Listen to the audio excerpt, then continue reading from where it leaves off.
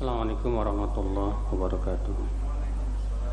Innal hamdalillah nahmaduhu wa nasta'inuhu wa nastaghfiruhu wa na'udzu billahi min shururi anfusina wa min sayyiati a'malina.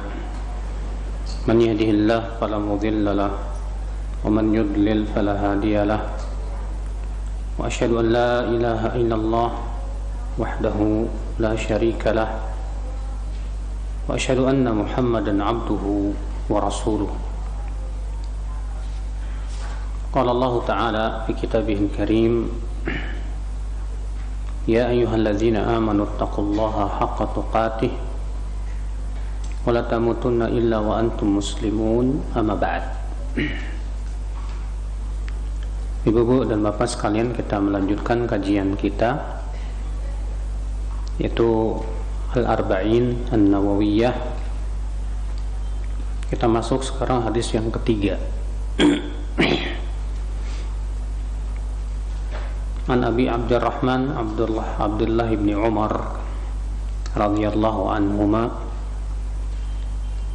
annahu qala Rasulullah sallallahu alaihi wasallam, bunyal islamu ala khamsin. Islam dibangun di atas 5. Syahadati an la ilaha illallah wa anna Muhammadar Rasulullah. Yang pertama yaitu syahadat la ilaha illallah wa anna Muhammadar Rasulullah, dan bahwasanya Muhammad itu adalah utusan Allah. Wa iqamis shalah, yang kedua yaitu mendirikan salat. Wa ita'iz zakah, yang ketiga yaitu membayar zakat.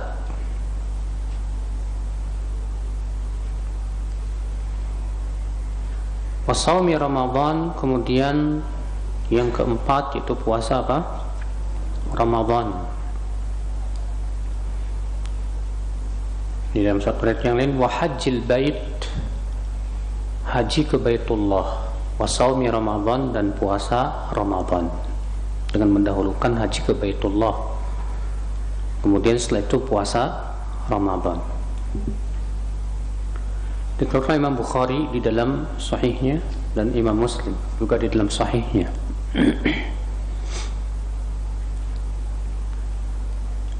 Nabi SAW di sini dia mengatakan, bunyal islamu ala khamsin. Islam dibangun di atas 5 perkara ini, yang kemudian disebut dengan arkanul Islam. Itu rukun apa? Islam. Di mana rukun Islam ini adalah merupakan pondasi-pondasi Islam.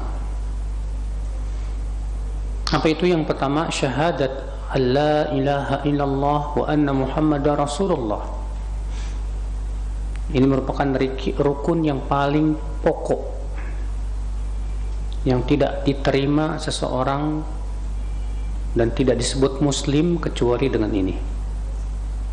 Maka siapa yang mengucapkan 2 kalimat syahadat, maka dia dianggap sebagai apa? Muslim. Makanya syarat untuk masuk Islam adalah mengucapkan 2 kalimat syahadat.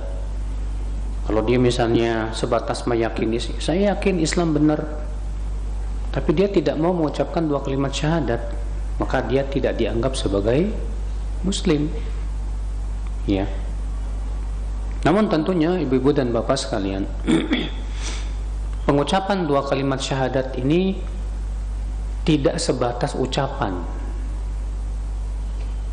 Karena percuma seseorang hanya mengucapkan 2 kalimat syahadat, asyhadu an la ilaha illallah, tapi kemudian dia tidak melaksanakan syarat-syaratnya, yang berakibat kemudian apa yang terjadi? Tidak diterima, ya, keislamannya di sisi Allah Subhanahu wa taala. Oleh karena itulah, ya, kita akan membahas yang pertama, makna syahadat. Apa sih makna syahadat? Ucapan seorang asyhadu an la ilaha illallah, ya, aku bersaksi Aku apa? Bersaksi. Apa itu bersaksi, Pak, Ibu? Disebut seseorang bersaksi itu kapan? Apabila yang pertama, ya, ketika misalnya ibu-ibu dianggap sebagai saksi, kamu yakin kamu siap jadi saksi? Siap, Pak, saya siap jadi saksi. Kenapa kamu berani jadi saksi? Karena saya tahu kejadiannya dan saya melihat dengan mata kepala, jadi saya siap jadi saksi. Jadi orang yang bersaksi itu, Pak, dia berani bersaksi karena dia punya ilmunya. Dia betul-betul selalu di atas keyakinan, Pak. Di atas apa? Keyakinan. Ya. Tidak mungkin kalau ada orang yang bersaksi dengan tanpa ilmu, berarti persaksiannya dusta. Persaksiannya bohong. Tapi kalau dia bersaksi dengan ilmu, maka persaksiannya benar. Kemudian, ya, setelah ketika kita bersaksi, kita dimintai persaksiannya. Apa yang terjadi, Pak? Kita akan menyampaikan apa yang kita lihat. Berarti kita harus mengucapkan dan mengabarkan kepada, ya, hakim, ya, akan persaksian kita. Ikhwata Islam, azani Allah wa iyyakum. Nah, ini makna bersaksi, Pak. Saya bersaksi, artinya kita mengabarkan apa yang kita ketahui tentang dengan ilmu dan keyakinan bahwa tidak ada ilah yang berhak disembah, diibadahi kecuali siapa? Allah Subhanahu wa ta'ala. Syahadat la ilaha illallah. La ilaha illallah ada dua rukun. Yang pertama yaitu dalam ucapan la ilaha, yang artinya tidak ada ilah. Ini disebut dalam bahasa Arab dengan nafi, ya, artinya meniadakan. Artinya apa? Meniadakan. Yang kedua yaitu dalam ucapan illallah. Rukun yang kedua yaitu dalam ucapan illallah, kecuali Allah. Maka ini disebut dengan isbat. Apa itu isbat? Menetapkan. Ya. Berarti la ilaha illallah harus terpenuhi dua rukun, Pak. Rukun yang pertama meniadakan, rukun yang kedua apa? Menetapkan. Meniadakan apa? Meniadakan adanya Tuhan, ilah yang berhak disembah. Kemudian setelah meniadakan, kita menetapkan illallah. Menetapkan apa? Bahwa Allah satu-satunya zat yang berhak disembah. Kalau Bapak meniadakan saja, tidak ada ilah, maka ini ateis. Ya. Sebaliknya, kalau Bapak menetapkan saja tapi tidak meniadakan, dengan mengatakan saya meyakini Allah sebagai Tuhan saya. Saya meyakini Allah sebagai apa? Tuhan saya. Tapi kita tidak meniadakan adanya Tuhan selain Allah. Kita hanya mengatakan saya meyakini Allah Tuhan saya. Terus bagaimana dengan Tuhan-Tuhan yang lain? Ya saya hormati, mereka juga Tuhan. Paham tidak, Pak? Maka yang seperti ini bukan tauhid. Ini namanya disebut dengan syirik. Ini namanya disebutkan apa? Syirik. Jadi disebut tauhid apabila terpenuhi tadi, Pak, meniadakan dan apa? Menetapkan. Sama seperti firman Allah di dalam surat Al-Baqarah ayat 256. Ya, Allah Subhanahu wa taala berfirman, faman yakfur bit-taghut wa yu'min billah faqad istamsaka bil urwatil wuthqa. Faman yakfur bit-taghut, siapa yang kafir kepada tagut. Siapa sih tagut itu, Pak? Tagut itu semua yang diibadahi selain Allah. Di zaman sekarang banyak orang-orang takfiri hanya memokuskan tagut itu kepada pemimpin yang tidak berhukum dan hukum Allah. Padahal tagut itu maknanya luas sekali, Pak. Dan yang paling utama dari tagut adalah yang disembah selain Allah subhanahu wa ta'ala. Karena tagut dari kata togo, yang artinya apa? Yatajawazal had, melebihi batasan dirinya sebagai seorang hamba. Yang seharusnya dia diposisikan sebagai seorang hamba, ini melebihi kedudukannya sebagai seorang hamba. Iya. Maka Allah mengatakan faman yakfur bit-taghut, siapa yang kafir kepada tagut. Kemudian apa? Wa yu'min billah, dan beriman kepada Allah. Lihat, Allah meniadakan dulu kafir kepada tagut. Kemudian apa? Menetapkan beriman kepada Allah. Dan inilah makna daripada la ilaha illallah. Kalau ada orang berkata, saya cinta Allah, ini tauhid bukan, Pak? Cukup? Belum cukup. Kita tanya lagi, ada enggak selain Allah yang kamu cintai seperti kamu mencintai Allah? Kalau dia katakan ada, musyrik. Ini orang apa? Musyrik. Allah berfirman, wa minan nasi man yattakhidhu min dunillahi andada yuhibbunahum kahubbillah. Di antara manusia ada yang mengambil tandingan selain Allah. Mereka mencintai tandingan itu seperti mencintai apa? Allah. Ini disebut dengan syirkul mahabbah, syirik cinta. Saya takut sama Allah. Kita katakan, tak dulu, ada nggak selain Allah yang kamu takuti seperti kamu takut kepada Allah? Jika dia katakan ada, berarti musyrik ini orang. Bukan tauhid, bukan. Tauhid itu seperti apa? Hanya Allah satu-satunya yang paling kita apa? Takuti. Iya. Makanya Allah berfirman, qul huwallahu ahad. Katakan, dialah Allah ahad. Ahad itu artinya apa? Apa sih, Pak? Ahad itu artinya satu-satunya. Dialah Allah satu-satunya. Satu-satunya apa? Pertama, satu-satunya yang kita ibadahi, satu-satunya yang paling kita cintai, satu-satunya tempat kita berdoa, satu-satunya tempat kita bertawakal, satu-satunya yang paling kita takuti, satu-satunya yang kita gantungkan pengharapan. Maka kalau kita jadikan Allah sebagai satu-satunya, Pak, ahad, yang itu merupakan makna ahad, berarti kita sudah mentauhidkan siapa? Allah subhanahu wa ta'ala. Pahami hakikat la ilaha illallah. Karena orang-orang musyrikin Quraisy di zaman Rasulullah SAW, ketika ditanya siapa yang menciptakan langit dan bumi, apa jawab mereka, Pak?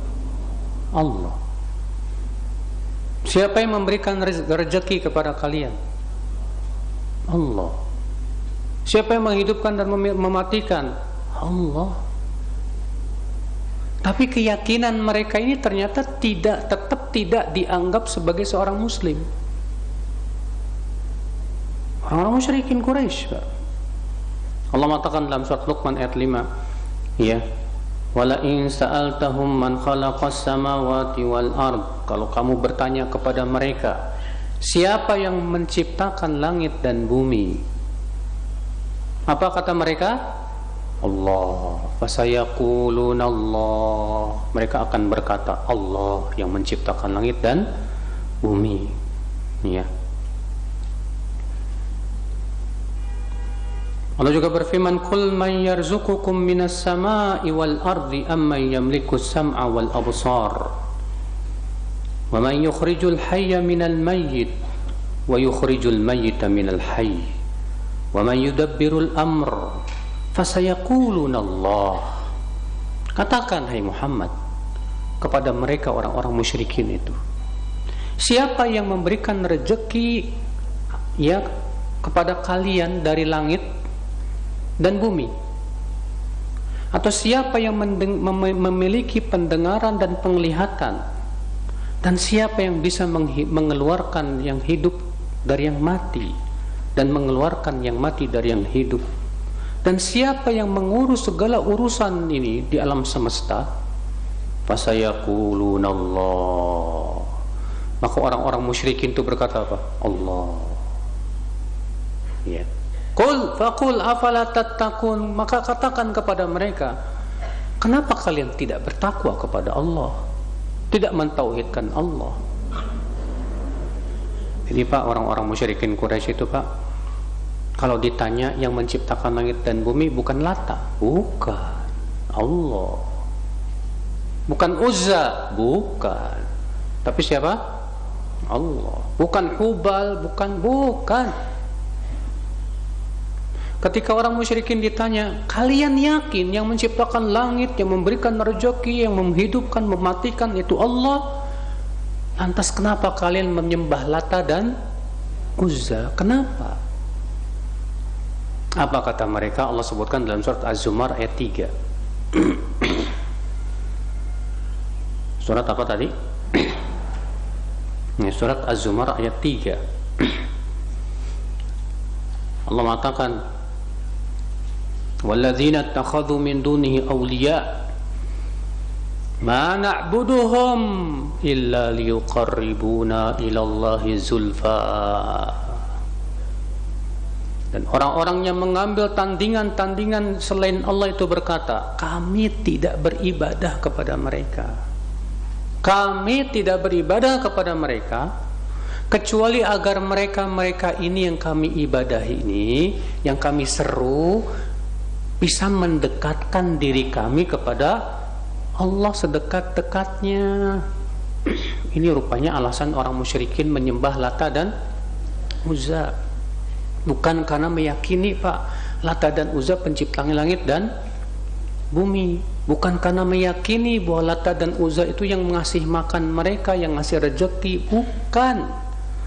Tapi mereka meyakini Lata, Uzza ini kan orang soleh. Bapak tahu Lata siapa?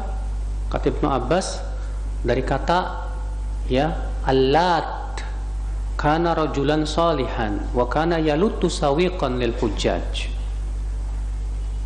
Dia dulu waktu hidupnya suka menyediakan sawik. Sawik itu makanan dari tepung yang dibakar, gandum ya. Kemudian dia dengan makanan itu diberi makan para jemaah haji Pak. Jemaah haji yang datang, yang ngasih makan dia tuh Pak. Kan itu amalan soleh ya. Ketika Lata meninggal dunia, dibangunlah di atas kuburannya patung. Namanya siapa? Allat. Nah, mereka meyakini ini orang soleh, wali ini. Ya. Mereka dia kedudukannya tinggi di sisi Allah. Jadi kami menyembah, berdoa kepada Lata supaya mendekatkan kami kepada Allah. Paham tidak Pak? Nah ini ternyata diingkari oleh Allah dalam Al-Quran dan diingkari oleh Rasulullah, dan tetap mereka dianggap sebagai musyrikin.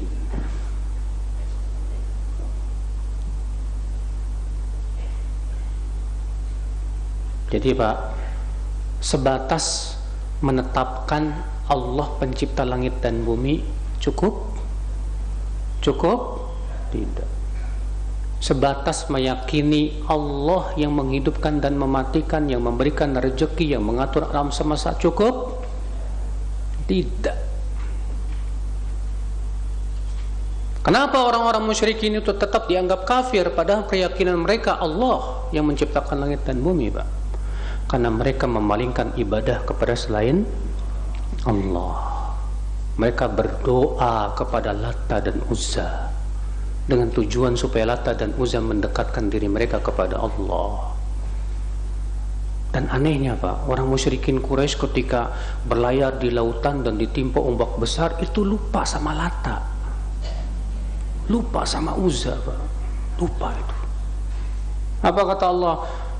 فَإِذَا رَكِبُوا فِي الْفُلْكِ دَعَوْا اللَّهَ مُخْلِصِينَ لَهُ الدِّينَ. Ketika mereka berlayar di lautan dan ditimpa gelombang besar, mereka berdoa kepada Allah saja, memurnikan doa hanya untuk Allah. Lupa sama Lata, lupa sama siapa? Uzza. Saat ditimpa gelombang besar, doanya hanya kepada Allah saja sudah. Karena mereka yakin Lata dan Uzza nggak ada manfaatnya saat itu. Nggak kayak orang di zaman sekarang.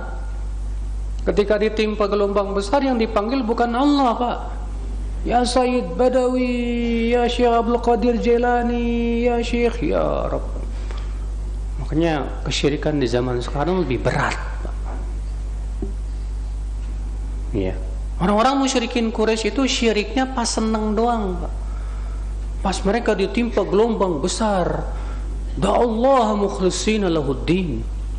Mereka berdoa kepada Allah dengan memurnikan doa hanya untuk Allah saja sudah. Falamma najjahum ilal barri idzahum yusyrikun. Ketika Allah selamatkan mereka ke daratan, ternyata mereka balik lagi berbuat apa? Syirik. Ini orang musyrikin Quraisy nih Pak, keadaannya Pak. Ya. Subhanallah Pak, di zaman sekarang ada orang yang keyakinan mirip kayak gitu Pak. Kata mereka, yang namanya syirik itu, kalau kita berdoa kepada orang soleh dengan meyakini bahwa orang soleh ini yang menciptakan langit dan bumi, yang memberikan rezeki. Adapun kalau kita yakin Allah yang menciptakan langit dan bumi, Allah yang mengabulkan doa, Allah yang memberikan rezeki, selama kita yakin itu, walaupun kita berdoa kepada orang soleh, tetap bukan syirik. Kita katakan apa bedanya dengan orang musyrikin Quraisy kalau begitu?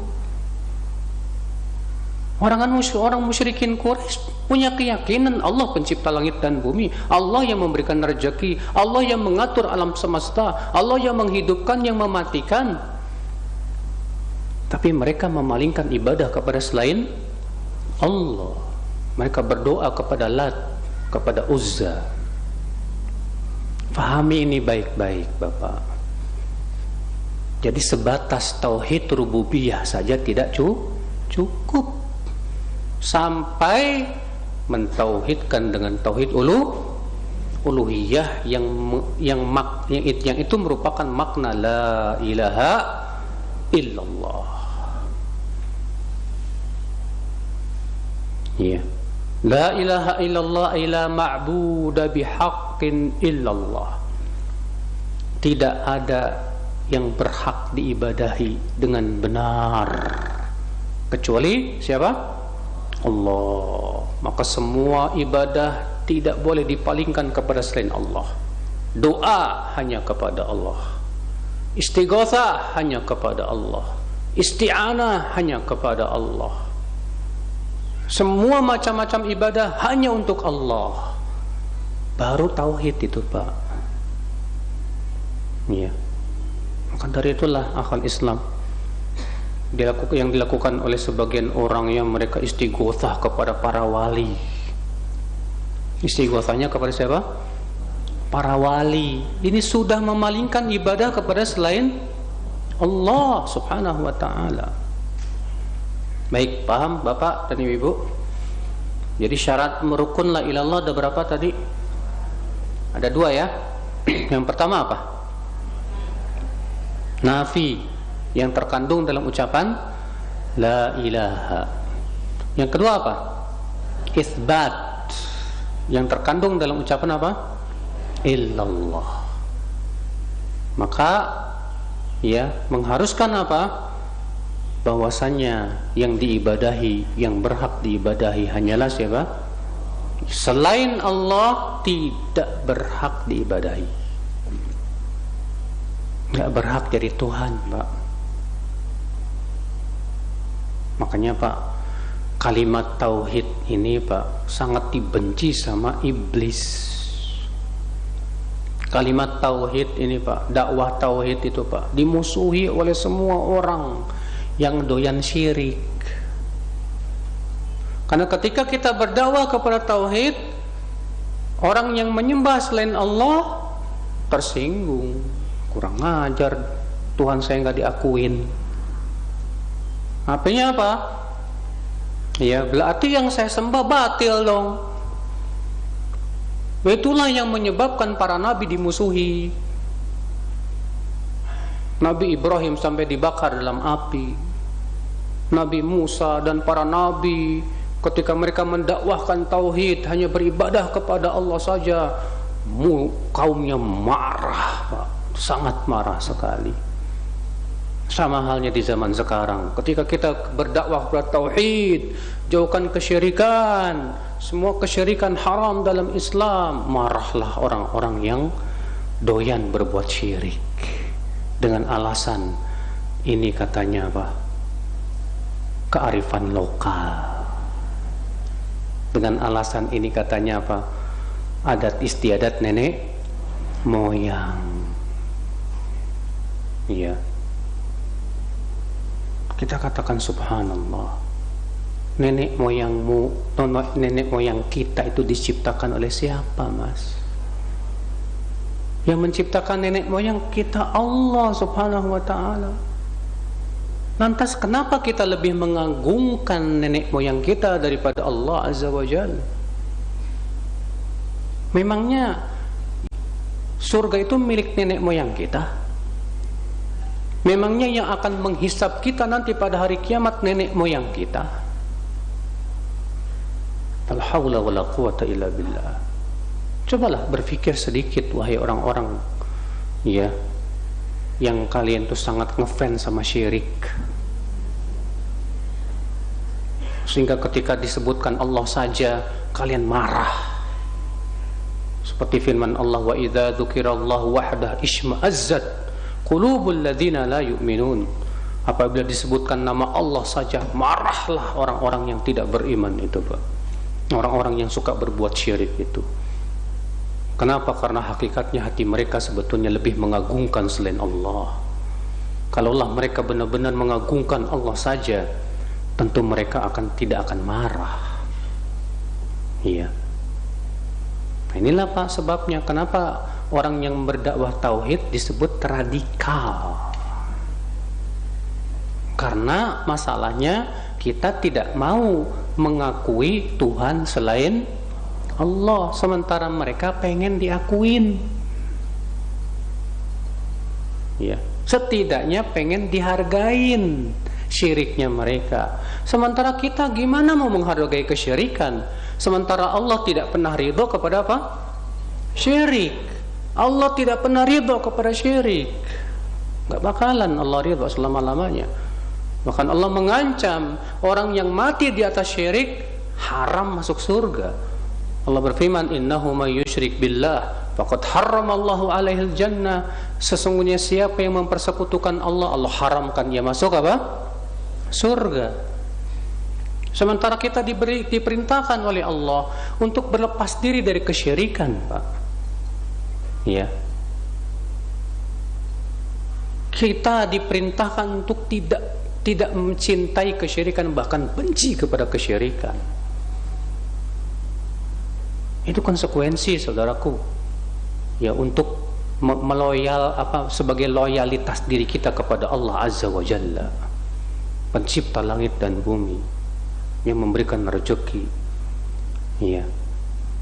Kalaulah orang-orang musyrik itu berpikir sedikit saja, Pak, tentang siapa yang menciptakan langit dan bumi, akan pahamlah bahwasanya yang berhak disembah dan diibadah itu hanyalah siapa?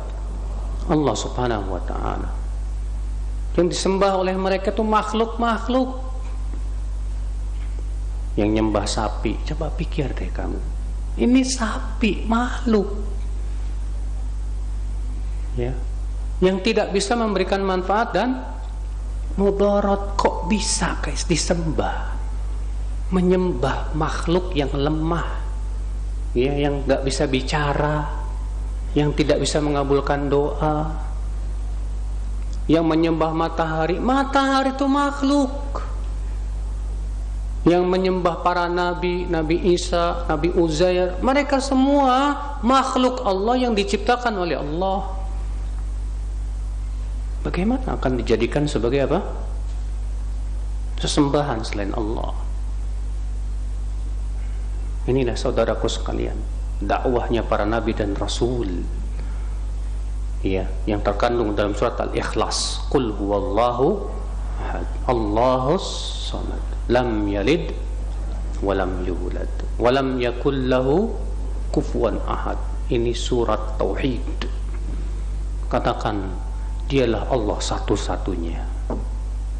Allahus samad, Allah tempat bergantung seluruh makhluk, karena semua makhluk membutuhkan karunia-Nya dan rezekinya. Lam yalid walam yulad, Allah tidak melahirkan, tidak pula dilahirkan. Walam yakul lahu kufuwan ahad, dan tidak ada yang sebanding dengan Allah, siapapun juga. Subhanallah, akhal Islam, azan ya Allah wa yakum. Nah, ini akhi, hakikat tauhid. Hakikat apa? Tauhid. Cuma masalahnya Pak, berbagai macam cara, ya, mereka berusaha untuk menghancurkan dakwah tauhid, untuk menghilangkan tauhid di muka bumi, ya. Tapi wa ya'ballahu illa ayyutimma nurah, Allah pun enggan kecuali untuk menyempurnakan apa? Cahayanya. Karena dakwah tauhid ini dakwah barokah. Karena tauhid itu Pak sumber keberkahan, Pak. Tauhid itu sumber berbagai macam ketaatan, Pak. Semakin tauhid seseorang kuat, semakin kuat taatnya dia kepada Allah. Sedangkan sebaliknya syirik itu sumbernya keburukan, Pak. Sumbernya semua kezoliman itu ada apa? Syirik. Kezoliman yang paling zolim itu syirik, Pak. Seseorang mempersekutukan Allah subhanahu wa ta'ala. Maka orang yang berbuat syirik gak bakalan takut sama Allah. Orang yang gak takut sama Allah pasti berbuat berbagai macam kemaksiatan, kesyirikan dan yang lainnya. Maka dari ini akhi, jangan pernah kita merasa aman dari perbuatan syirik juga, ya, karena setan dan bala tentaranya akan berusaha menjatuhkan kita kepada apa? Syirik, Pak. Berusaha gimana supaya kita mati musyrik, supaya kita nggak masuk ke dalam surga. Itu usaha setan, ya. Nah, ini apa? Rukun la ilaha illallah. Kemudian syarat la ilaha illallah, ada syaratnya, ada rukun, ada syarat. Apa bedanya syarat sama rukun, Pak? Kalau syarat biasanya di luar ibadah, sedangkan rukun itu adanya di dalam ibadah. Contoh misalnya rukun sholat. Rukun sholat takbiratul ihram. Takbiratul ihram masuk dalam sholat nggak? Masuk, iya. Kemudian baca al-fatihah. Al-fatihah masuk dalam sholat nggak? Masuk. Syarat sah sholat apa aja? Di atas wudu masuk dalam sholat nggak? Enggak, di luar. Nah, ini bedanya syarat dengan apa? Rukun, ya. Nah, sekarang syarat. Para ulama menyebutkan bahwa la ilaha illallah ada 7 syarat, Pak. Oh, la ilaha illallah ada berapa syarat? 7. Dan sebagian menambahkan 8. Apa itu? Yang pertama, al-ilmu al-munafil al-jahl, berilmu yang meniadakan kebodohan.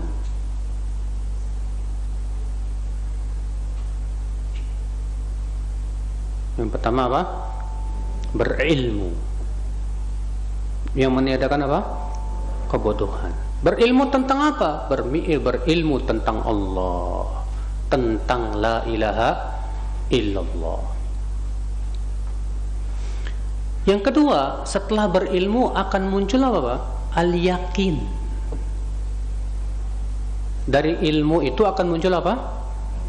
Al-yakin al-munafi lisyak, yang meniadakan keraguan. Ya, keyakinan yang meniadakan keraguan. Al-yakin al-munafi lisyak.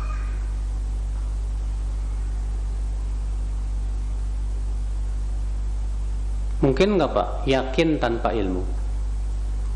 Hah? Pak mungkin. Yang namanya yakin itu berdasarkan kepada apa? Ilmu. Makanya kalau ada masyarakat mengatakan, maaf ini keyakinan kami, maka kita katakan apa? Mana ilmunya? Berapa banyak masyarakat punya keyakinan tapi tidak dasar ilmu. Makanya Allah menganggap keyakinan orang-orang musyrikin itu disebut sebagai apa? Dhon. Hanya prasangka saja. Allah mengatakan iyattabi'una illa dhon, mereka hanyalah mengikuti prasangka. Seperti misalnya di masyarakat punya keyakinan ya ada hari sial. Kata mereka apa? Ini keyakinan kami. Kita katakan dasarnya ilmunya mana? Buktinya si fulan pernah aktivitas di hari ini celaka. Kita katakan terus yang di Amerika, yang di Jepang, yang di mana-mana, di Saudi, enggak ada yang celaka. Iya. Dan anehnya desa sebelah kalian bukan hari ini, hari besok. Di tempat yang lain hari beda lagi harinya. Final akal. Kemudian mana dalilnya dari Allah dan Rasulnya bahwa hari ini hari sial misalnya? Tidak ada. Tapi kok bisa mereka mengatakan ini keyakinan, padahal tidak berdasarkan kepada apa? Ilmu. Jadi ini berdasarkan apa dong? Dugaan, prasangka saja, Pak. Ya. Makanya tadi kita sebutkan dulu syarat la ilallah yang pertama apa? Ilmu. Dari ilmu muncul apa? Yakin. Setelah yakin muncul apa Pak? Al-qabul. Apa itu al-qabul? Menerima. Setelah muncul keyakin, al-yakin, akan muncul al-qabul, menerima Pak. Seperti antum yakin teman antum ini seorang dokter yang mahir. Ketika antum berobat sama dia, dokter ya mengatakan, Pak, Bapak sakitnya ini. Nerima nggak Pak? Terima, karena kita sudah yakin ini dokter hebat. Karena kita sudah yakin dengan ilmu, ya dari banyak orang semua mengatakan itu dokter hebat banget. Pas kita datang berobat, si dokter memberitahu kepada kita bahwa penyakitnya ini, kita terima. Dari mana menerima itu muncul? Dari yakin. Tapi kalau antum nggak yakin, ini dokter jangan-jangan blow on nih. Ini dokter bukan sih? Bagaimana antum akan terima ucapannya? Nggak bakalan diterima, Pak. Ya. Setelah al-qabul menerima, Pak, apa konsekuensinya dari itu? Dari al-qabul, yaitu adanya al-inqiyad. Al-inqiyad, ketundukan dan kepatuhan. Ketundukan dan apa? Kepatuhan. Patuh. Antum datang ke dokter, dok, saya sakit nih. Kita tahu, yakin ini dokter ini hebat. Akhirnya dokter mengatakan kamu penyakitnya ini, mas. Nah, jadi gimana dong dok? Saya kasih resep kamu ya, tolong makan 3 hari sekali ya, sebab kalau kamu nggak makan ini nanti penyakit kamu tambah parah. Oh gitu dok, ya udah patuh aja kan, ya makan tiap ketiga hari sehari. Dari mana kita patuh? Ya, dari mana? Karena kita sudah yakin dan menerima, Pak. Sudah yakin dan apa? Menerima. Patuh aja. Mungkin antum kalau berobat sama dokter nggak pernah protes, dok, kok kamu sok tahu, kamu yang sok tahu nggak paham, belum punya ilmunya kok. Ini nih, begini nih, buktinya kok benar kok. Ya, obatnya udah bagus ini, lihat ini. Kita langsung makan aja, Pak. Dan ketika kita makan obat, ya kita patuh sama dokter, ikhlas nggak Pak? Atau terpaksa? Ikhlas. Kita jujur, nggak ada keterpaksaan sama sekali. Ikhlas dan jujur. Ya, berarti apa? Ilmu, yakin, menerima, patuh, ikhlas, jujur. Udah berapa tuh? Hah? 6. Ilmu, yakin, menerima, qabul, inqiyad, tunduk, patuh, ikhlas, jujur. Ikhlas apa? Dan jujur. 6 tuh Pak. Alhamdulillah antum sembuh. Antum bilang hebat nih dokter. Iya. Besok-besok saya berobat lagi ke sini. Muncul rasa cinta, suka. Iya. Coba antum punya mobil rusak, apakah sembarang bengkel antum akan datang? Pasti enggak kan? Antum akan datang ke bengkel yang bagus kan? Dari mana antum tahu ini bengkel bagus Pak? Berarti harus punya ilmunya enggak Pak? Harus punya ilmu. Setelah kita punya ilmunya, ini bengkel bagus, datanglah dengan yakin kita ke dia. Pak, mobil saya rusak Pak. Diperiksa sama montirnya. Apa kata montir? Waduh, ini rusak ininya Pak nih, karburatornya. Terima nggak Pak? Oh gitu, yang rusak ya. Coba Pak, maaf Pak, dihidupkan sebentar. Antum patuh nggak Pak? Patuh aja, hidupin. Cek. Ya. Ketika antum melakukan itu, terpaksa nggak Pak? Nggak terpaksa, jujur dari hati, ikhlas. Bukan? Ya, dibenerin, langsung bagus lagi mobilnya. Wah, jago ini montirnya. Besok kalau rusak sini lagi. Mulai muncul rasa suka. Antum mau cukur rambut, sama.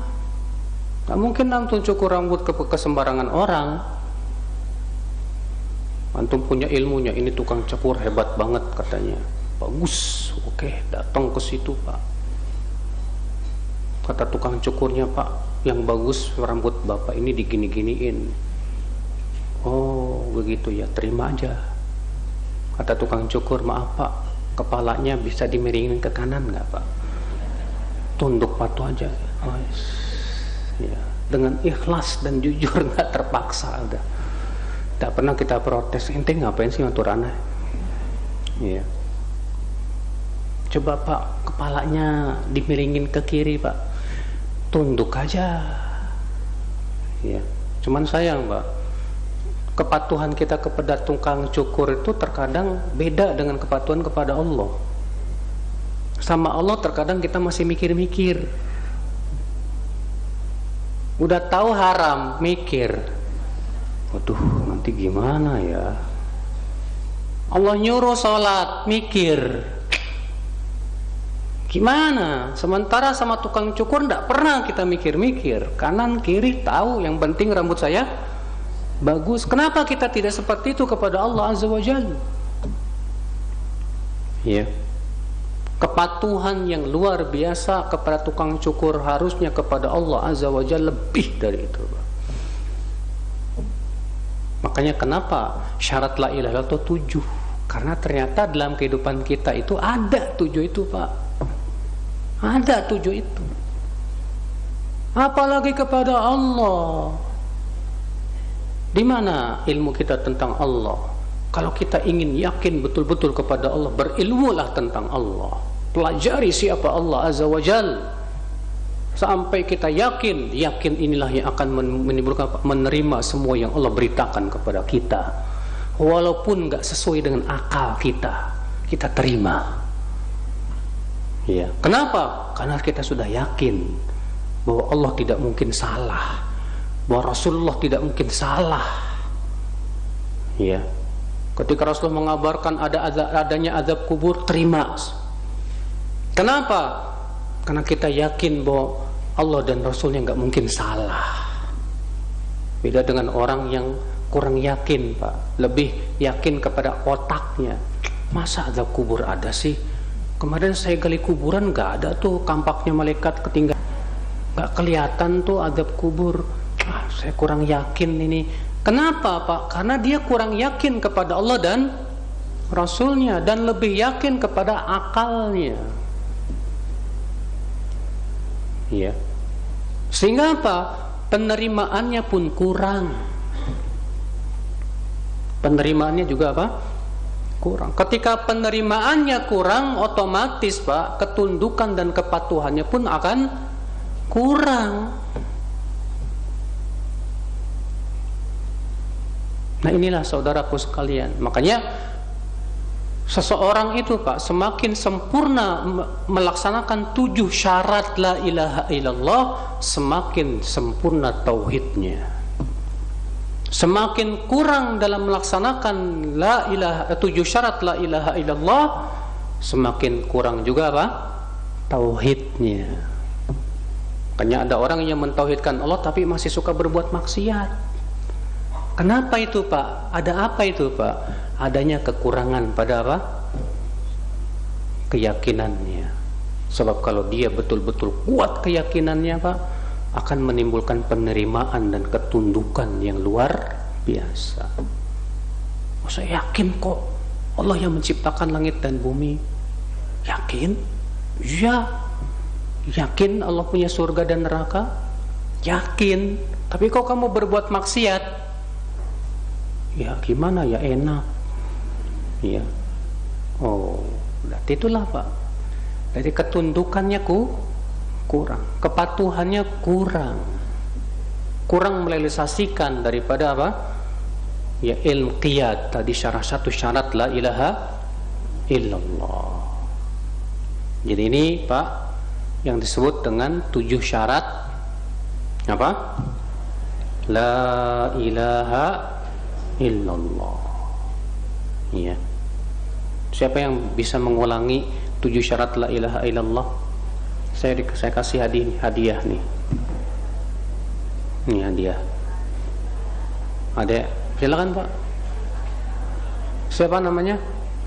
Pak Imran, Masya Allah. 1, ilmu. 2, yakin. 3, qabul. 4, inqiyad. 5, ikhlas. 6, jujur, asidku. Yang ke-7, cinta. Masya Allah, ini buat Bapak.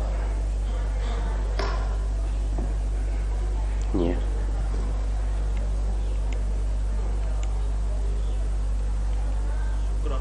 Ya, syukuran, Pak. Sekolah khair. Jadi paham, Pak, Ibu, kenapa syarat la ilallah 7 tadi? Kenapa syarat la ilallah tuh 7 tadi? Kenapa enggak 8, enggak 9, enggak 10? Kenapa enggak 5 tapi 7? Kenapa sebabnya? Apa? Hah?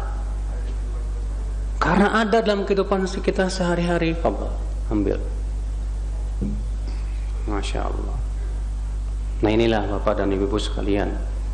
Ya, baik-baik pahami betul syarat la ilaha illallah. Namun, Pak, la ilaha illallah juga ada pembatalnya loh, Pak. Bapak kalau sholat kentut, sah nggak sholatnya? Hah? Batal nggak, Pak? Batal. Bapak sholat sambil ngobrol, ente kemarin kemana? Batal nggak sholatnya, Pak? Batal. Demikian pula la ilaha illallah pun ada pembatalnya. Setiap ibadah itu ada rukun, ada syarat, ada apa? Pembatal. Apa pembatal la ilaha illallah? Banyak. Namun kata para ulama, yang paling besar, yang paling sering terjadi itu 10. Ada 10 pembatal la ilaha illallah. Ya. Yang pertama apa? Syirik. Yang pertama apa? Ini yang paling tinggi ini, Pak. Syirik. Apa hakikat syirik? Menyamakan selain Allah dengan Allah. Menyamakan selain Allah dengan siapa? Allah. Dalam ibadah, dalam cinta, dalam takut, dalam tawakal. Ya, hati-hati, Pak. Bapak tahu, Bapak di Ibu tahu nggak? Syirik yang pertama kali muncul di dunia itu syirik apa? Syirik yang pertama kali muncul di dunia itu syirik apa? Syirik cinta. Syirik apa?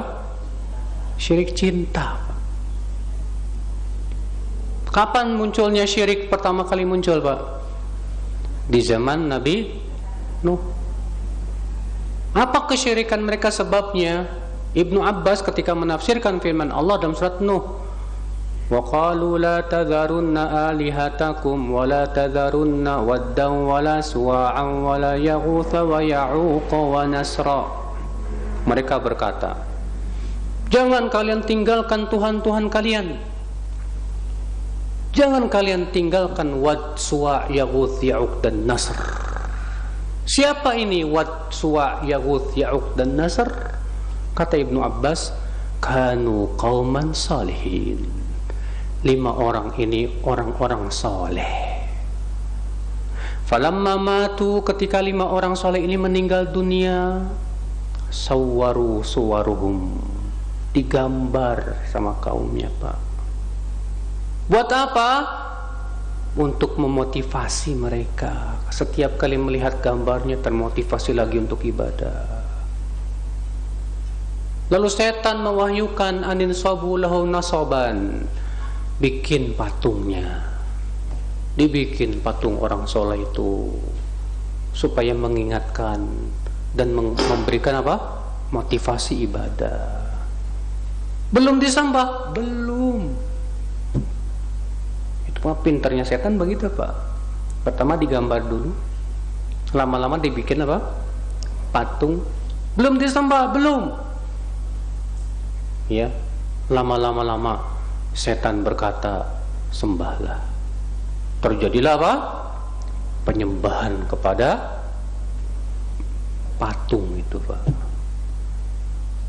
Saking cintanya kepada orang-orang soleh, cinta kepada wali. Di Indonesia ini pecinta wali songo banyak, Pak, Masya Allah. Mencintai wali bagus-bagus, mencintai para wali bagus, betul. Kita mencintai orang soleh, orang-orang yang beriman dan bertakwa. Tapi jangan sampai kita jadikan cinta kita ini akhirnya apa? Terjerumus kepada apa? Kesyirikan yang disebut dengan syirkul mahabbah, yang Allah sebutkan dalam surat Al-Baqarah 165 tadi. Wa minan nasi man yattakhidhu min dunillah andada yuhibbunahum ka hubbillah. Di antara manusia ada yang mengambil tandingan selain Allah. Mereka mencintai tandingan itu seperti mencintai apa? Allah. Kapan cinta berubah jadi ibadah, Pak? Kata para ulama, cinta berubah menjadi ibadah apabila disertai dengan 2, at-tadallul wal khudu'.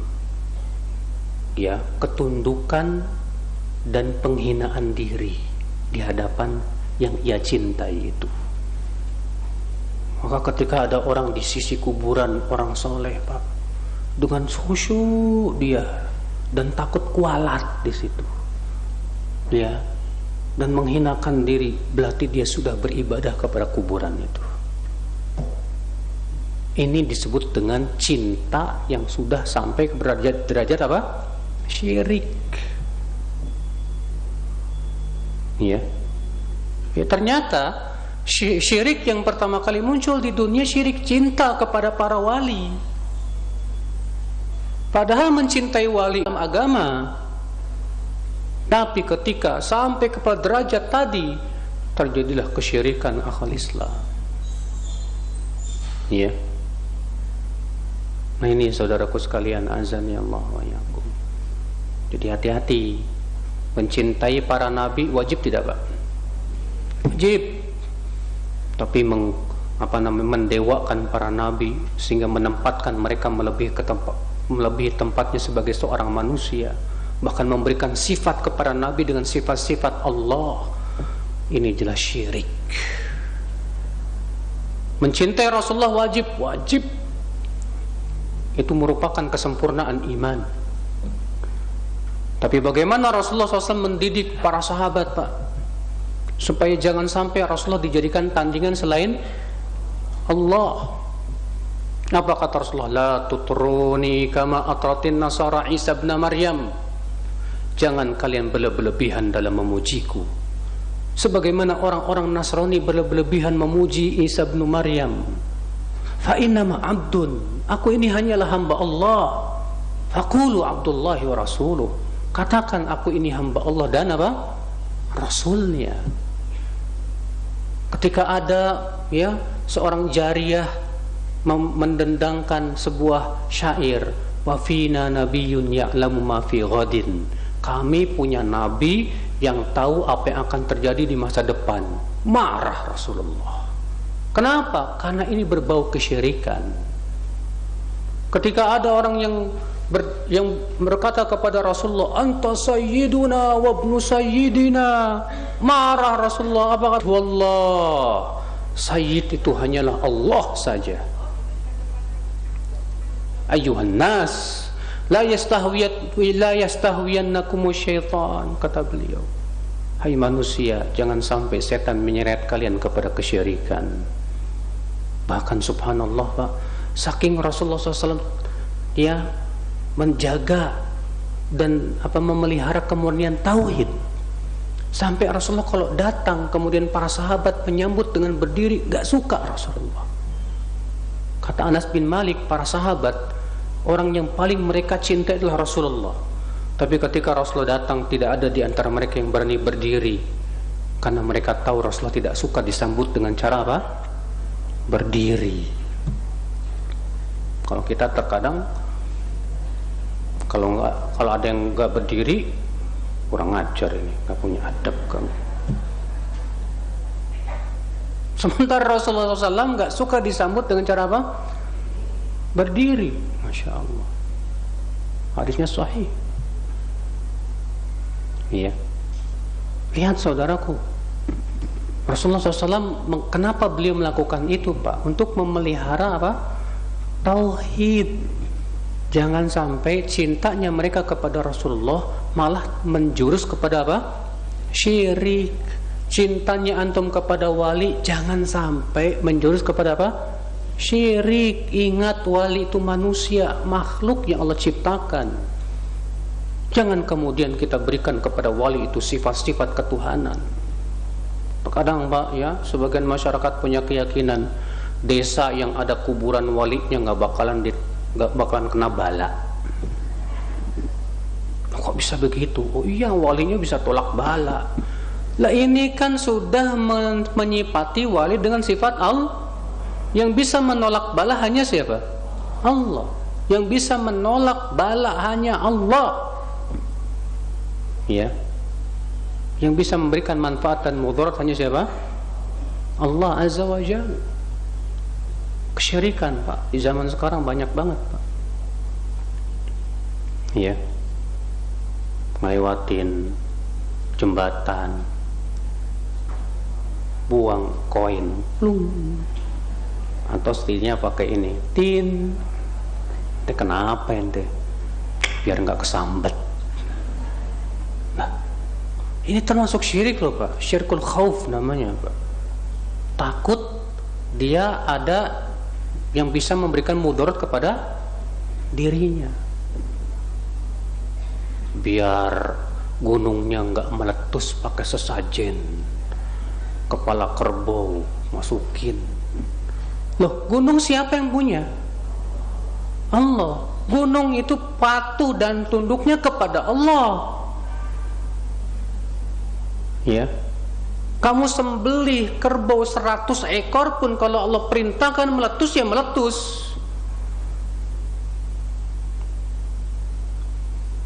Ya.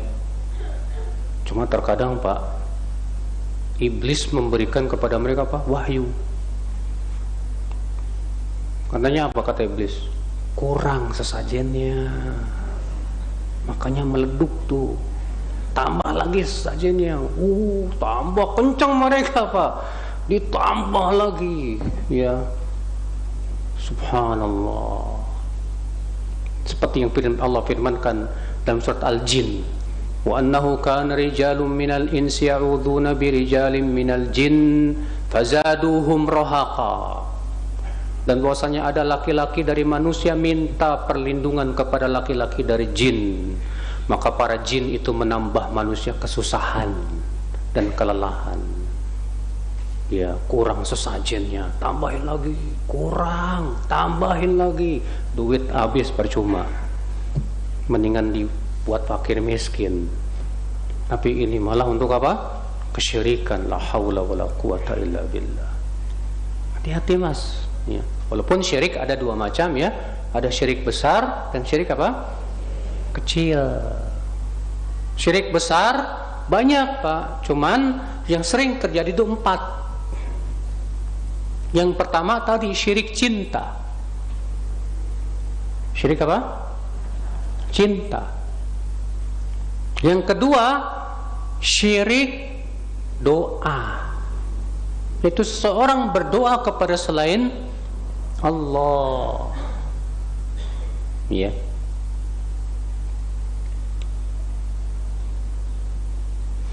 Kemudian yang keempat syirik yang ketiga syirik taat. Apa itu syirik taat? Meyakini ada selain Allah dan Rasulnya yang berhak untuk ditaati dalam menghalalkan apa yang Allah haramkan atau mengharamkan apa yang Allah halalkan. Syirik taat apa itu? Meyakini bahwa ada selain Allah yang berhak ditaati dalam apa? Menghalalkan apa yang Allah haramkan atau mengharamkan apa yang Allah apa? Halalkan. Allah mengharamkan babi nggak Pak? Haram. Lalu ada seorang kiai berkata babi halal. Lalu kemudian murid-muridnya menaatinya. Berarti dia sudah menjadikan kiai ini sebagai apa? Tandingan selain Allah. Sekarang kalau misalnya Bapak menaati atasan tapi nggak ada keyakinan itu, Bapak menaati atasan cuma karena takut dipecat doang. Paham tidak Pak? Ada orang yang menaati atasan itu karena takut dipecat doang. Maka ini masuknya kata para ulama dalam syirik kecil, bukan syirik besar. Ya. Dan syirik kecil itu lebih berat daripada dosa besar. Apa bedanya syirik besar sama syirik kecil Pak? Ada yang tahu? Perbedaan syirik besar sama syirik kecil ada 3. Yang pertama apa? Syirik besar menghapus seluruh amal. Kalau syirik kecil hanya membatalkan amal yang terkena syirik kecil itu aja. Betul. Nih, buat antum. Perbedaan yang kedua apa? Syirik besar sama syirik kecil tadi kan 3. Itu baru pertama. Kedua apa? Syirik besar kekal di neraka. Syirik kecil kekal nggak? Tidak, betul nih Pak, buat Bapak.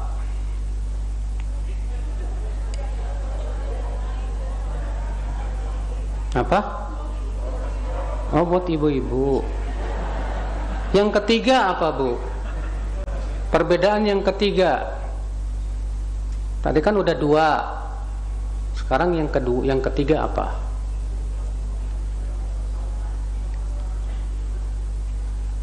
Ibu-ibu nggak ada yang jawab, laki-laki lagi. Hasan, syirik besar bisa mengeluarkan pelakunya dari Islam. Syirik kecil tidak. Fadol, ambil, habis deh.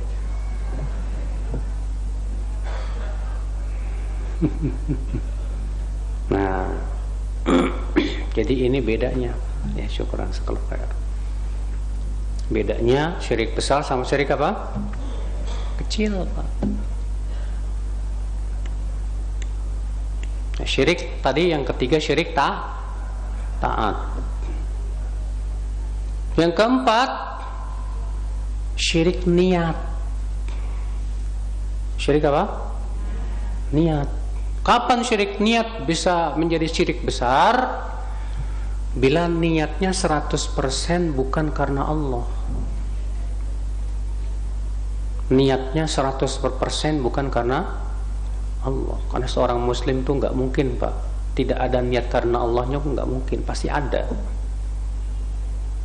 Ini dia mengatakan saya sedekah bukan karena Allah, Mas. Loh, karena apa? Ya, saya tidak berharap pahala dari Allah, Mas. Terus kamu kenapa sedekah? Ya, sebatas mau bantu aja. Berarti kamu tidak yakin akan janji Allah? Enggak, Mas. Lah, ini musyrik. Syirik, Pak. Kufur. Kalau sampai punya keyakinan seperti ini. Saudaraku sekalian, azan ya Allah wa yakum. Ada lagi apa? Syirik tawakal. Seseorang tawakal kepada selain Allah. Ada lagi syirik apa? Syirik takut. Seseorang lebih takut kepada selain Allah. Ya. Dan yang lainnya. Yang jelas Pak, hati-hati, waspada dari yang namanya apa? Syirik. Ingat, sekecil apapun syirik lebih berat daripada dosa besar. Contoh syirik kecil apa, Pak? Ria. Antum tahu ria bagaimana dosanya, Pak? Kata Rasulullah SAW, orang yang pertama kali dibakar dalam api neraka, orang yang ria. Yang pertama kali dilemparkan ke dalam neraka 3 orang. Orang yang alim berilmu, orang yang berjihad mati syahid, dan orang yang suka bersedekah. Dipanggil orang alim dan qori ini, apa amalmu? Dia berkata, ya Allah, di dunia aku menuntut ilmu, aku ajarkan ilmu, aku baca Quran. Allah berfirman, kamu dahulu menuntut ilmu karena ini disebut ulama, dan kamu baca Quran karena ini disebut qari, dan kamu sudah mendapatkan sebutan itu. Lalu ia diseret dan dilemparkan ke dalam neraka. Dibawa yang kedua, orang yang mati syahid. Apa amalmu? Aku berperang karena engkau ya Allah di jalanmu sampai aku mati syahid. Allah berfirman, kamu dahulu berperang karena ini disebut pahlawan. Ditarik, diseret, dilemparkan ke neraka. Dibawa orang yang suka bersedekah. Apa amalmu? Apa kata dia? Ya Allah, tidak ada satupun tempat yang kau sukai untuk aku berinfak padanya kecuali aku sudah berinfak ya Allah. Karena engkau, Allah berfirman apa? Kamu bersedekahnya yang disebut dermawan. Dilemparkan lagi ke dalam api neraka. Hati-hati itu, Mas. Ini syirik kecil loh, Mas. Syirik kecil itu. Gimana syirik apa? Besar. Terkadang kita ria, ya, update status, lagi sholat tahajud, duh ngapain lah, ya. Terkadang orang sengaja sujudnya dilamain, Pak, biar hitam jidatnya, Pak, wah kalau jidatnya hitam kayaknya saya ini wali ke-10 deh. Allah musta'an. Akhirnya apa Pak? Niatnya beda lagi. Bukan karena Allah lagi tuh Pak, syirik. Iya. Ada lagi disebut oleh para ulama dengan apa? Syirik ikhlas. Loh, kok syirik ikhlas? Gimana syirik ikhlas? Itu seseorang ingin diakui keikhlasannya. Pengen diakui kalau kita apa? Ikhlas. Saya ikhlas loh Mas. Tak dulu Mas. Kalau ikhlas tuh karena Allah, nggak usah ngasih tahu ke orang juga, nggak masalah. Ya. Terkadang kita ingin diakui kalau kita apa? Ikhlas Pak. Ini termasuk salah satu jenis apa? Syirik loh Pak. Hati-hati loh Pak. Ya. Makanya kata para ulama, tanda orang ikhlas itu apa? Tanda orang ikhlas itu dipuji tidak semakin semangat, dicela enggak apa? Enggak loyo. Pujian dan cercaan manusia tidak ada manfaatnya buat dia sama sekali. Enggak ngaruh sama sekali. Itu berarti tandanya kita Tapi kalau kita dipuji tambah semangat, itu tandanya kurang ikhlas. Kalau dicaci sama orang malah tambah apa? Loyo, futur, berarti kita kurang ikhlas. Ya, saudaraku sekalian, azan ya Allah wa yakum. Ya, dan insyaallah pada pertemuan yang akan datang kita akan lanjutkan kembali, ya masih di syahadat la ilaha illallah Muhammad Rasulullah. Nah,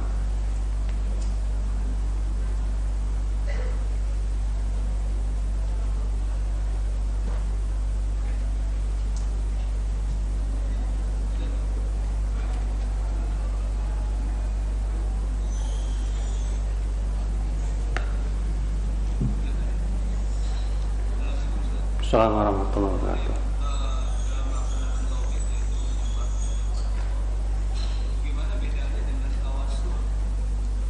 Nanti Pak, pertemuan akan datang. Pada kajian subuh, ketika sudah masuk syuruk, alarm berbunyi, dan ustadz yang mengisi kajian belum selesai, tapi ada jemaah yang melakukan sholat syuruk. Dalam hal ini adab enggak? Sangat tidak adab. Loh kok enggak adab? Pertama Pak, majelis taklim itu haknya seorang ustadz. Makanya Allah mewajibkan ya para sahabat dalam majelis taklim itu wajib minta izin kepada Rasulullah SAW ketika mereka mau pergi, dan yang lainnya wajib minta apa? Izin dulu. Itu adab majelis taklim. Kalau ustadz mengizinkan silahkan. Kalau ustadz tidak mengizinkan nggak boleh pergi. Itu adab dalam majelis taklim yang banyak tidak diketahui orang Pak. Sekarang kita lihat banyak ikhwan datang pergi seenaknya aja, nggak ada sama sekali minta apa? Izin. Iya. Yang kedua Pak, sholat syuruk yang rajih, yang sahih itu adalah sholat duha. Makanya dalam riwayat Imam Ahmad dengan lafaz begitu, hatta yusalliyad duha, sampai ya sholat duha. Sedangkan sholat duha itu Pak panjang waktunya. Jadi yang dipahami sholat syuruk itu pas syuruk, kalau enggak nanti waktunya habis. Salah, benar, salah besar itu. Ya. Sholat syuruk itu disebut syuruk kapan Pak? Kapan disebut syuruk? Ketika terbit matahari. Wah, ini juga kesalahan parah nih Pak, benar. Karena ketika terbit matahari Rasulullah melarang sholat. Haram hukumnya sholat ketika matahari apa? Terbit. Syuruk itu Pak, ya, terbit apa? Syuruk yang disebut dalam hadis syuruk itu adalah ketika matahari sudah mulai meninggi. Jadi dari terbit matahari ditunggu sekitar 15 atau setengah jam. Makanya yang sudah kita sebutkan tadi, bahwa sholat syuruk yang disebut dalam hadis itu yang dimaksud adalah sholat duha. Sholat apa? Duha.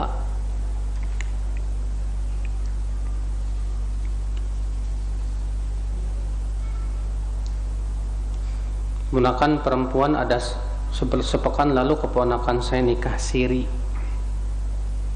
Saya mau tanya, nikah siri itu apa sih definisinya? Hah?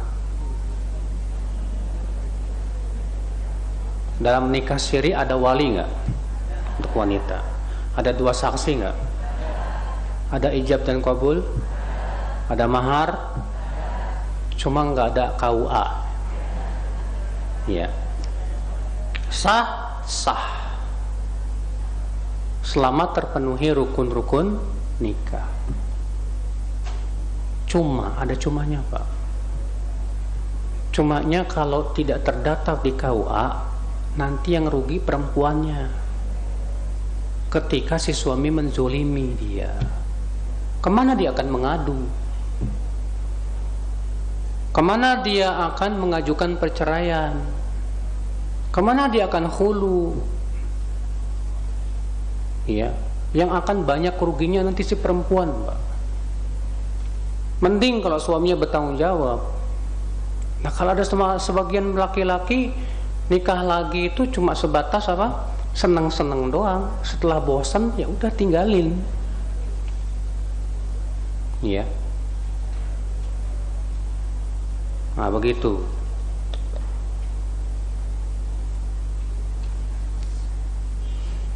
Jika seseorang meninggal dunia dan memiliki gigi palsu permanen, apakah gigi palsunya harus dicabut apa enggak, Ustaz? Tidak. Karena itu termasuk menyakiti mayat. Sedangkan menyakiti mayat itu haram.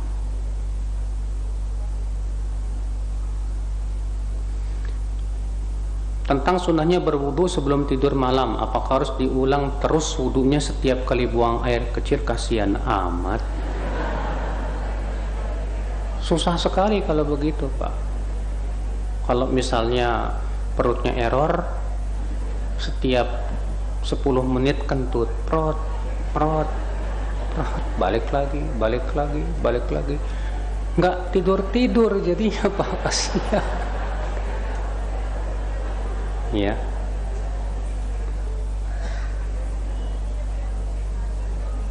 Iya.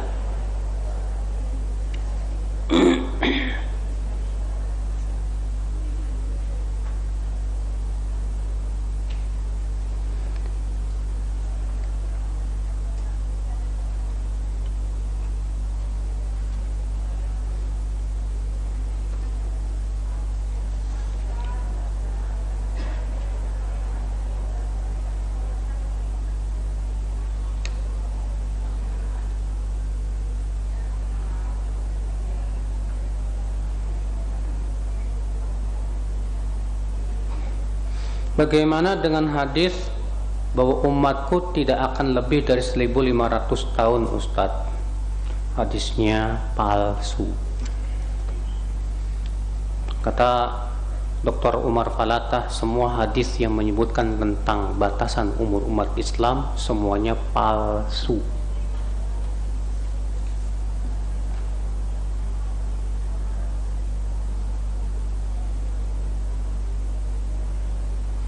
Saya ketika ada kajian rutin berusaha untuk bisa libur kerja biar bisa datang kajian. Namun mendekati hari kajian, terkadang ada teman yang menghubungi saya untuk bekerja menggantikan jadwal kerja teman saya dengan alasan teman saya tidak bisa bekerja karena sedang sakit atau ada keluarga yang sakit dan uzur lainnya.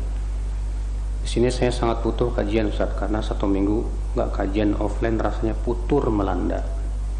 Mana yang lebih saya pilih, Ustaz? Kajian offline atau membantu teman yang membutuhkan?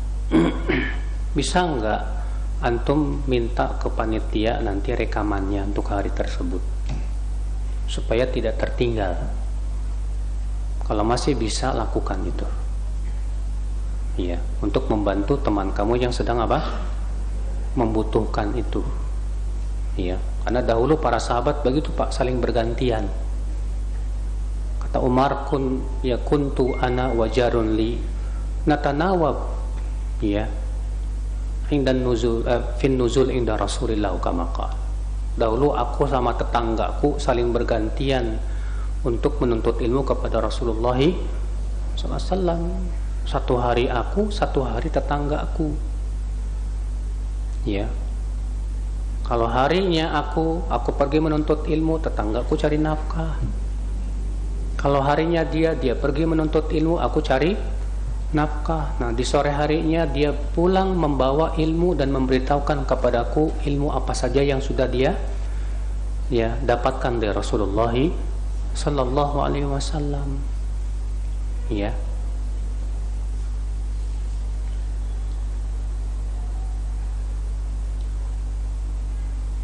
Bagaimana hukum iuran untuk acara bid'ah, Ustadz? Jangan. Kalau kita yakin itu adalah acaranya bid'ah yang tidak ada di syariatnya, jangan dibantu. Karena Allah mengatakan wala ta'awanu 'alal itsmi wal udwan. Jangan saling apa? Ya, tolong membantu. Ya. Apakah lirik lagu cinta dapat membatalkan syahadat? Ustaz, tergantung liriknya gimana. Kalau sebatas aku cinta kamu, ya itu bukan syirik, Pak. Itu sedang mengungkapkan rasa cinta. Tapi kalau dia bilang aku mencintai kamu seperti mencintai Allah, wah, ini syirik ini. Ini syirik ini. Iya. Demi kamu aku akan korbankan seluruhnya. Wah, ini termasuk syirik, Pak. Kata-kata yang mengandung apa? Syirik.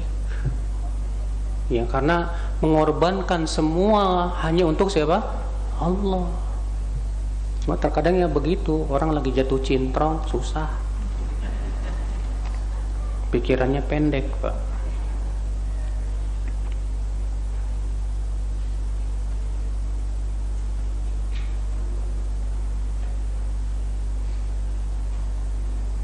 Tentang kabar di YouTube ada mantan pengikut satanik, ada Lucifer. Menurut mereka Lucifer itu malaikat kegelapan yang dikeluarkan dari surga, yang paling kuat setan. Bagaimana dalam pandangan Islam?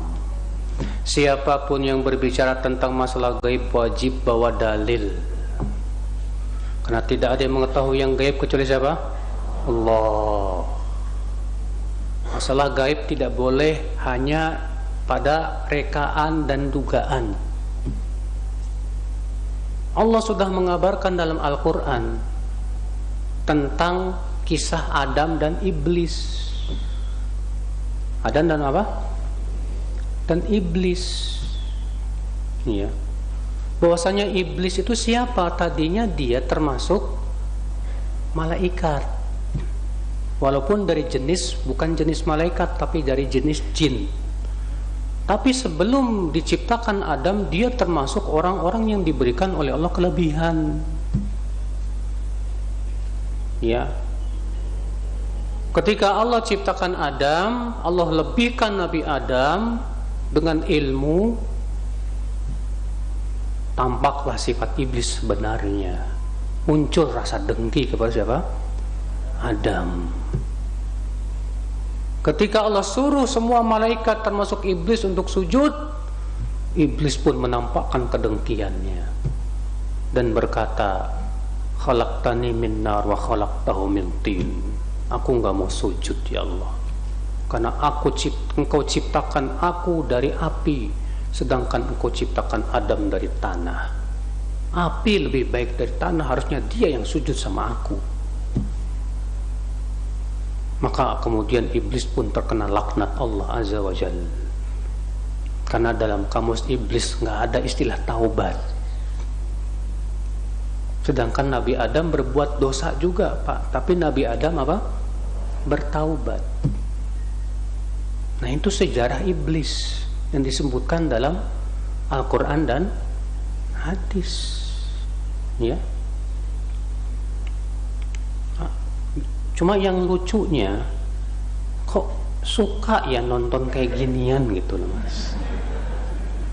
Kayak ginian ngapain ditonton, ya Allah ya Rabbi. Ini bisa merusak keimanan kamu. Mendingan kamu pelajari Al-Quran, hadis, kitab ulama yang udah jelas. Masa ngikutin pengikut satanik? La ilaha illallah. Ya, kita ini Pak, hati kita ini harus dijaga loh Mas. Hati kita ini kayak bejana. Jangan jadikan hati kita jadi tempat sampah. Semua masuk, semua masuk, semua masuk. Akhirnya apa? Kotor pemikiran kita, kotor keyakinan kita. Setidaknya kita jadi bingung, bahkan kemudian jadi ragu. Padahal kan kita ini disuruh oleh Allah untuk menjaga hati. Agim aja suka nyanyi, jagalah hati. Jaga hati dari syubhat, dari syahwat, dari pemikiran-pemikiran yang apa? Menyesatkan dan yang lainnya. Jaga hati bener, jaga bener-bener, jangan dibuka ya untuk mendengarkan syubhat ini, pemikiran ini. La.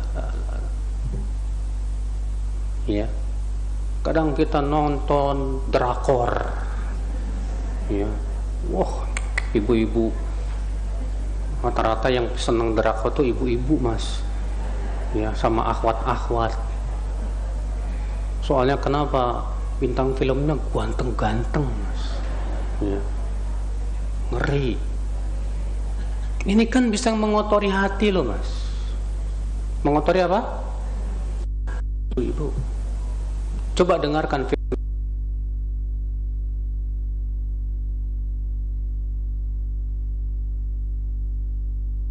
Atumuhunna mata'a. Apabila kalian, wahai para sahabat Nabi, meminta kepada istri-istri Nabi itu ya sesuatu, fas'aluhunna min wara'i hijab, mintalah dari belakang hijab. Lalu Allah menyebutkan alasannya kenapa? Allah menyebutkan alasannya kenapa? Kenapa disuruh meminta dari belakang apa? Dzalika athharu liqulubikum wa qulubihin. Karena yang demikian itu lebih suci untuk hati kalian dan hati mereka. Siapa yang tidak butuh kepada kesucian hati, Pak? Apakah ayat ini khusus untuk istri Nabi saja? Tidak, kata para ulama.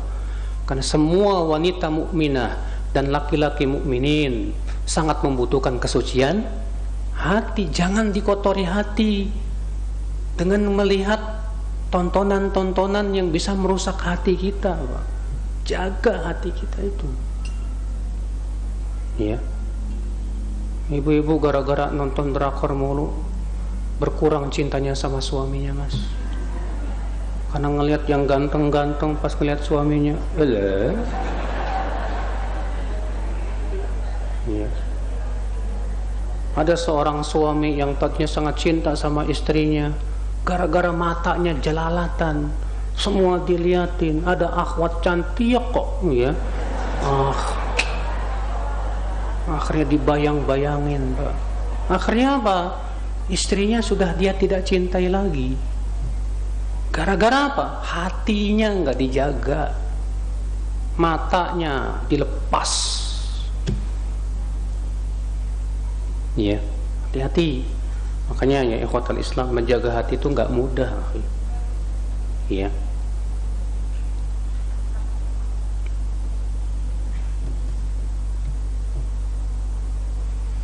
Udah jam 11, Pak. Semoga yang saya sampaikan bermanfaat. Mohon maaf tidak bisa jawab semua pertanyaan.